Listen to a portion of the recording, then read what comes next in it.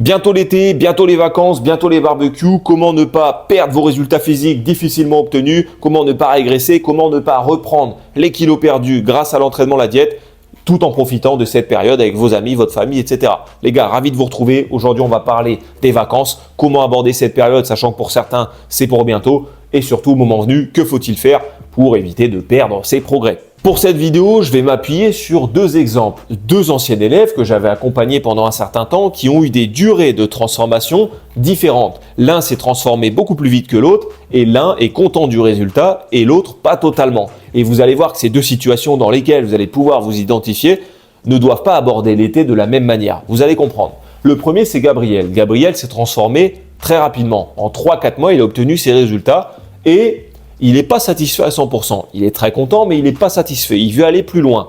Et de l'autre côté, vous avez Youssef qui a mis 1 an et demi pour avoir ses résultats et qui, lui, en est très content. C'est-à-dire, lui, c'est sa forme idéale. Il est bien dans sa peau, bien dans sa tête. Bien dans sa tête, c'est important pour la suite, vous allez voir. Et c'est une forme idéale, physique, il est content. Donc, comme je vous le disais, ces deux personnes ne doivent pas se dire la même chose en approche des vacances. Pourquoi?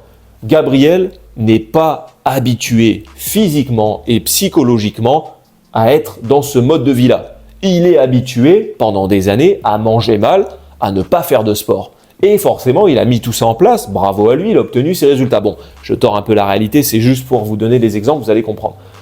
Il n'est pas habitué à être dans ce schéma-là, à faire du sport très régulièrement et à manger. 3-4 mois, on pourrait se dire c'est beaucoup.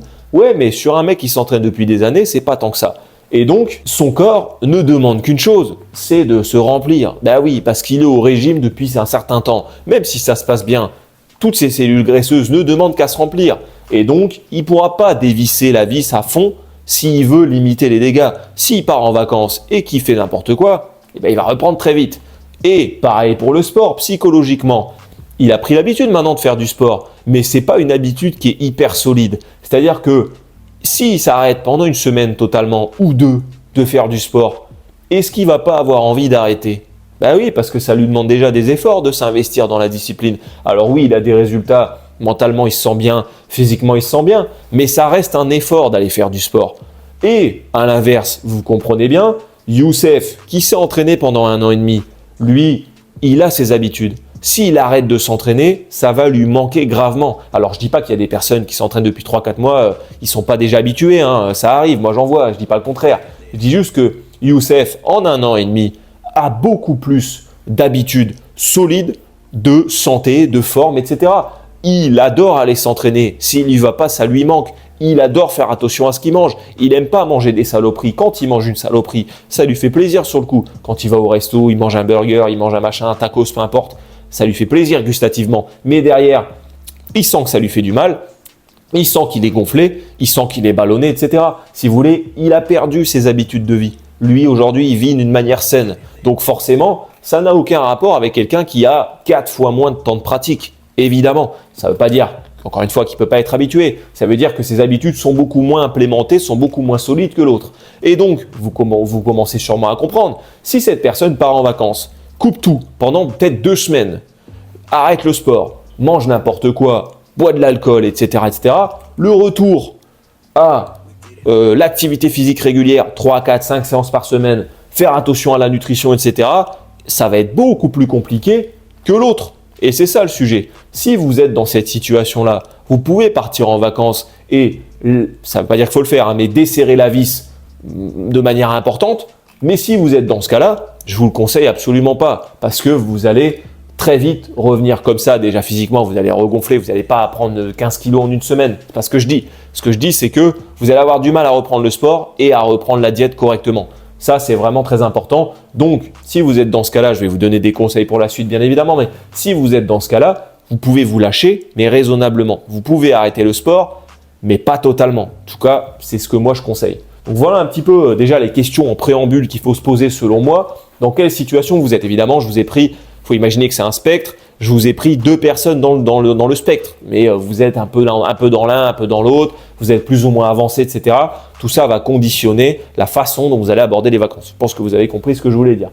Donc voilà, maintenant pour parler en soi, comment vous allez aborder vos vacances, comment vous allez, à quoi il faut faire attention Si vous êtes quelqu'un soucieux de votre transformation physique, soucieux de vos résultats, vous faites du sport depuis un moment, vous faites attention à la nutrition, comment faut aborder la nourriture. Un premier conseil qu'on peut donner, qui est facile à mettre en place, qui fait la différence, gardez-le toujours en tête, j'en ai déjà parlé plusieurs fois. Oui, quand vous allez faire un barbecue, un gros repas avec les potes, la famille, peu importe, vous allez manger trop, vous allez grossir. Les barbecues, ça fait grossir tout ce que vous voulez. Sauf que dans ces images, le danger, il n'est pas tellement là, il n'est pas tellement là. Le danger, il est là. L'alcool, ça va vous faire grossir. Pourquoi? Quand vous consommez de l'alcool, votre corps, votre foie va s'occuper de l'alcool. Il va plus s'occuper des graisses. Donc, vous allez tout stocker beaucoup plus facilement. Donc, quand vous faites un barbecue ou même en hiver, vous faites une raclette, il faut absolument pas boire. Voilà. Si vous voulez éviter, surtout si vous avez des passés comme ça, vous étiez en surpoids avant, vous avez des cellules graisseuses qui demandent qu'à se remplir. Donc, le fait de picoler et de manger lourd, c'est vraiment ce qui va vous mettre dans la merde. Donc, choisissez. Si vous savez que vous avez un gros repas, vous sortez au restaurant, vous allez faire un barbecue, peu importe, ne buvez pas.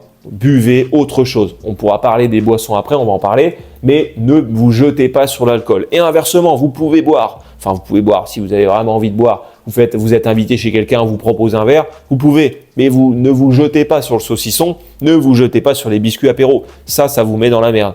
Choisir. On dit boire ou conduire, il faut choisir. Là, moi, je vous dis boire ou manger, il faut choisir. Donc, c'est ce que je conseille. Bien sûr, certains vont dire oui, mais c'est bien, on est en resto, on est en repas de famille, on est machin, on aime bien boire un coup. Tu fais ce que tu veux, je te donne le conseil, tu le prends ou pas, tu fais ce que tu veux. Deuxième conseil, toujours sur l'alcool, ça va jouer au niveau des choix. Alors, je le répète, je ne suis pas pour l'alcool. Évidemment, c'est du poison, on est d'accord. Mais si vous buvez quand même, vous avez envie de boire un peu, vous avez le droit. À ce moment-là, faites des choix. Évitez les alcools de ce genre, type whisky, coca, rhum, orange, machin, Jäger, Red Bull et tout. Les mélanges avec un alcool et une boisson sucrée, les gros cocktails, les machins, c'est des bombes caloriques. Ça, vous prenez tout de suite beaucoup de calories, ça monte très vite. Comparé à un petit champagne, un petit vin, évidemment la dose ça joue, hein, mais un truc comme ça, c'est beaucoup moins calorique. Après, les alcools purs, bien sûr, c'est pas apprécié de tout le monde, mais ça dépend de votre âge aussi. Mais c'est mieux que de faire des mélanges comme ça. On peut boire de l'alcool, comme je disais avant, mais peut-être qu'il vaut mieux faire des choix si vous êtes soucieux, encore une fois, de votre prise de gras, quoi, tout simplement. Ça, c'est un deuxième conseil. Ensuite, ce qu'on peut dire, on peut parler bien sûr des boissons. Si vous êtes quelqu'un qui ne boit pas d'alcool, mais vous buvez des boissons, vous vous jetez sur les sodas facilement, n'oubliez pas les boissons zéro. Ça paraît bête. Il y a des gens qui vous disent oui, c'est du faux sucre, c'est pas bon pour la santé non plus. Elles ont raison, c'est pas bon pour la santé. Mais bon, il n'y a pas de calories. Et les études qu'on a vu passer te montrent qu'il faut en boire une sacrée quantité pour commencer à avoir des problèmes. Il y a des gens avec les édulcorants, ils peuvent avoir des soucis de digestion. Mais bon, c'est quand même relativement rare, surtout à des quantités raisonnables. Donc si vous êtes invité avec des potes, ça c'est aussi un conseil qui est très facile à mettre en place. Vous êtes invité avec des gens en terrasse, en machin, vous prenez un verre quelque part, vous pouvez totalement prendre une boisson zéro. Vous ne prendrez pas de calories. Vous savez que vous pouvez boire votre coup, on vous dira rien de prendre un Coca zéro, on vous dira rien de prendre un Schweppes zéro, j'en sais rien, et vous savez que vous n'avez pas pris de calories. Voilà. Et en plus, vous savez comment ça marche, le sucre appelle le sucre, vous prenez un Coca standard, pic d'insuline, pic de glycémie, derrière, vous pouvez déclencher la faim, vous pouvez avoir faim, etc. C'est pas la meilleure idée que vous pouvez avoir. Et même chose pendant un repas. C'est de l'eau, enfin c'est liquide, tu n'as pas l'impression de t'ingurgiter des calories. Il y a une bouteille de soda qui est sortie sur la table du repas, vous prenez, parce que vous buvez en même temps que vous mangez. Bah là, vos calories, ils explosent. Vous n'avez même pas l'impression de les prendre en plus. Donc, n'oubliez pas les options zéro. Aujourd'hui, c'est de plus en plus démocratisé. Je crois même, je suis pas allé au McDo depuis des années. On m'a dit que maintenant, il y avait des zéros, ou je crois que c'était même que zéro dans certains. Enfin, je sais pas, vous me corrigerez. Mais il y a beaucoup plus de boissons zéro maintenant aujourd'hui. Et c'est une bonne chose. Donc voilà, c'est pas de l'eau non plus, hein, évidemment, mais vous allez aller au bar, vous n'allez pas prendre de l'eau. Vous pouvez prendre un Perrier, peut-être qu'on vous dira rien, mais si vous avez envie de prendre une boisson, vous pouvez, c'est les vacances. Moi, je vous conseille les boissons zéro, c'est une alternative qu'il ne faut pas oublier. Ça apporte pas de calories. Maintenant, ça au fil le mal de ventre, oubliez évidemment. Donc voilà un peu pour la partie nutrition. Alors bien sûr, je parle beaucoup de boissons parce que c'est facile à gérer ça. C'est toi qui choisis de boire de l'alcool ou pas, c'est toi qui choisis de boire des boissons sucrées ou pas. Mais bien sûr, la partie nutrition est importante mais c'est à toi de placer ton curseur, à quel point tu veux faire attention, à quel point tu estimes que c'est un sacrifice ou non, et où tu en es dans ta transformation et dans ton expérience. Si ça fait très peu de temps que tu suis une diète, partir en vrille, tu sais très bien que tu vas galérer à revenir. Ça va te déclencher de plus en plus d'envie de bouffer, crise de boulimie, etc. Tandis que si ça fait des années que tu tiens ta diète sérieusement, faire une semaine où tu es un peu moins, tu desserres la vis, tu sais que tu vas revenir facilement. Donc tu vois, c'est aussi à toi de placer ton curseur là-dessus. Maintenant, les conseils, ça reste des conseils basiques. Privilégier les choses qui ne sont pas trop caloriques, typiquement les desserts. Des glaces, ça se mange très facilement, mais les calories, elles explosent, c'est que du sucre. Les gâteaux, les pâtisseries, les machins, pareil. Par contre, un fruit d'été, une pastèque, un melon, un machin, une poire, j'en sais rien, c'est bon et c'est pas très calorique. Tu vois, il faut y aller pour devenir obèse avec des fruits, tu vois ce que je veux dire. Et pour les plats, c'est pareil. Vous savez très bien qu'éviter de manger trop gras, c'est la base. Mais bon, j'ai envie de te dire, tu es en vacances. A priori, quand tu es toute l'année sur tes diètes, tu as sûrement des collations, des machins, c'est des choses que tu vas pas prendre pendant les vacances. Donc le midi, même si tu manges une viande qui est un peu grasse, même si tu manges un peu de frites, etc., ça ne devrait pas te faire prendre 10 kilos.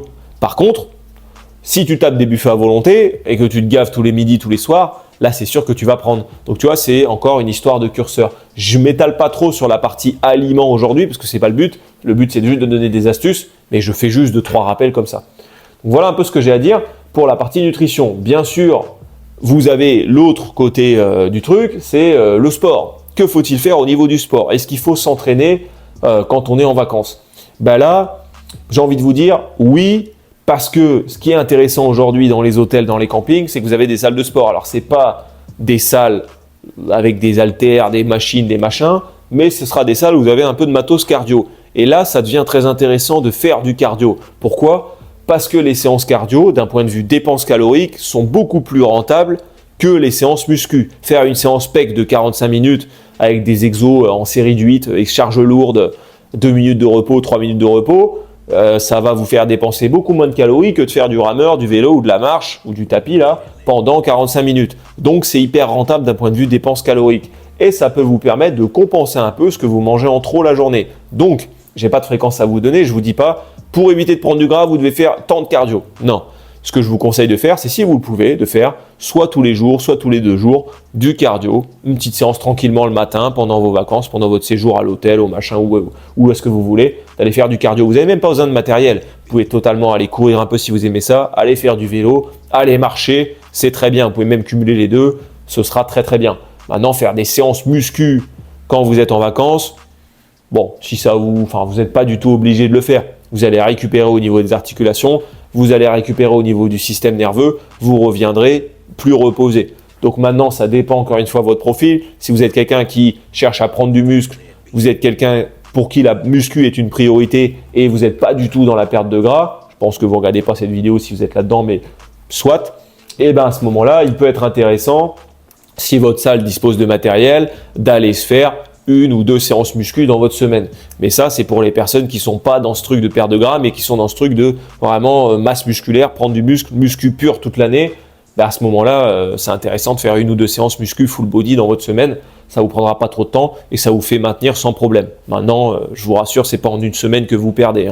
Voilà. Mais sinon, pensez au cardio. Si vous mangez trop, pensez au cardio. Ça limite grandement la casse. Ça permet encore une fois de travailler le cœur, etc. Et ça ne vous prend pas trop de temps pour un bon montant de calories dépensées. Donc voilà ce que je peux dire sur le sport. Les gars, c'est à peu près tout pour les conseils un peu comme ça. Donc pour récapituler, moi ce que je vous conseille de faire, c'est de faire hyper attention à l'alcool. L'alcool et la bouffe, séparez-les. Si vous bouffez beaucoup, ne prenez pas d'alcool. Si vous buvez de l'alcool, ne mangez pas. Ne vous jetez pas sur les biscuits apéros, les saucissons, les machins, la charcuterie, évidemment. Si vous pouvez, ne consommez pas d'alcool sous forme de mélange du type whisky, coca, etc. Parce que ça, c'est des bombes caloriques. Privilégiez les options plus légères, champagne, vin, ça dépend de votre âge, alcool pur et compagnie. Évidemment, c'est beaucoup mieux. Et soyez raisonnable, forcément. N'oubliez pas les boissons zéro, très intéressant. Vous êtes en terrasse, vous avez envie d'une boisson, un truc rafraîchissant, un machin. Prenez un coca zéro, un Schweppes zéro. On ne vous dira rien de prendre une boisson zéro. Faites ce que vous voulez. Et au niveau du sport, si vous le pouvez, faites du cardio. Si ça vous prend une fois tous les 2 jours, c'est déjà ça. Une fois tous les jours, c'est encore mieux. Et sans abuser, vous n'êtes pas obligé d'en faire 2 heures. Vous faites 30 minutes, c'est déjà ça. 40 minutes si vous pouvez. Et ça ne vous mange pas trop de temps de vacances. Et si vous êtes soucieux de votre prise de gras, surtout si vous êtes quelqu'un qui est au début relativement de sa transformation, eh ben c'est très pertinent de le faire et ça vous coûtera pas de temps. Et vous savez que vous faites ça le matin et votre journée elle est tranquille derrière. Donc même si vous êtes quelqu'un qui fait muscu, cardio toute l'année, si vous levez le pied sur la muscu, c'est pas très grave. Ça vous permettra de récupérer, donc c'est pas un mal. Bon, merci d'avoir regardé les gars. À bientôt. Ciao.